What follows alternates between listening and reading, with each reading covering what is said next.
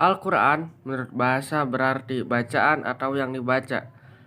Dan juga menurut istilah, Al-Quran adalah wahyu dari Allah Subhanahu wa Ta'ala yang diturunkan kepada Nabi Muhammad SAW melalui malaikat Jibril sebagai petunjuk bagi umat manusia.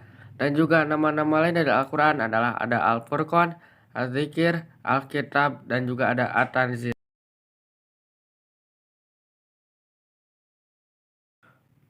Wahyu adalah petunjuk dari Allah Subhanahu wa Ta'ala yang diturunkan hanya kepada Nabi dan Rasul.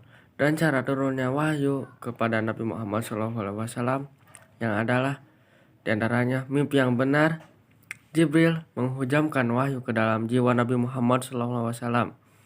Dan juga wahyu datang kepada Nabi Muhammad SAW seperti merincing suara lonceng atau suara lebah yang sangat keras. Lalu Jibril menyampaikan wahyu kepada Nabi Muhammad SAW dengan cara menyerupai seperti manusia, dan Jibril datang kepada Nabi menyampaikan wahyu dalam bentuknya yang asli. Allah berbicara langsung kepada Nabi SAW tanpa melalui perantara malaikat Jibril. Jika beliau melaksanakan Isra Miraj, Allah menghujamkan wahyu dalam jiwa Nabi SAW secara langsung tanpa melalui perantara malaikat Jibril.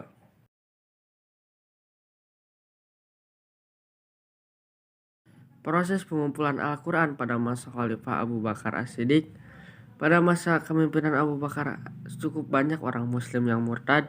Maka dari itu beliau membuat rencana untuk memerangi orang-orang yang murtad. Perang tersebut bernama Perang Yamanah, dan di perang tersebut juga banyak para penghafal Al-Quran yang wafat. Maka dari itu Abu Bakar mengumpulkan mushaf-mushaf ayat Al-Quran untuk disatukan dan dibukukan agar mushaf Al-Quran tidak hilang.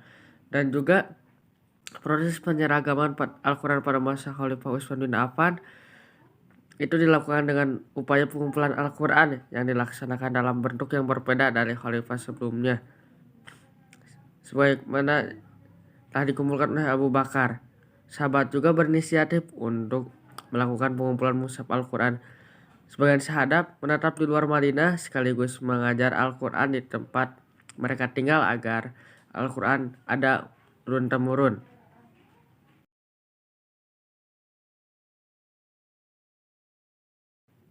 Tafsir bil ma'sur adalah tafsir yang berdasarkan pada Al-Quran atau riwayat yang sahih sesuai urutan yang telah disebutkan di muka dalam surat-surat mufassir. Dan lalu ada tafsir bil ra'i, yaitu penafsiran Al-Quran dengan menggunakan ijtihad ra'i, termasuk ke dalam metode tafsir tahlili, yang mana metode tersebut adalah cara menafsirkan Al-Quran dengan mengurai dan menganalisa ayat-ayat Al-Quran secara berurutan. Lalu ada tafsir isyari. Tafsir isyari yaitu satu bentuk penafsiran Al-Quran yang dilakukan ulama terhadap ayat-ayat Al-Quran yang agak berbeda dengan cara yang dilakukan oleh ulama tafsir pada umumnya. Tafsir isyari ini diisyaratkan pada isyarat-isyarat rahasia.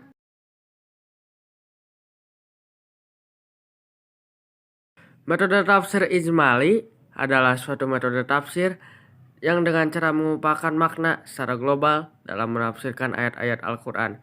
Lalu ada tafsir tahlili atau analisis, adalah menafsirkan ayat-ayat Al-Quran dengan cara memaparkan segala aspek yang terkandung dalam ayat-ayat Al-Quran. Lalu ada metode tafsir muqarran, adalah membandingkan ayat-ayat Al-Quran yang memiliki persamaan atau penafsiran redaksi, berbicara tentang masalah atau kasus yang terjeda. Lalu ada metode tafsir maudu'i. Metode ini adalah metode tafsir yang berusaha mencari jawaban Al-Quran dengan cara mengumpulkan ayat-ayat Al-Quran yang mempunyai tujuan yang satu.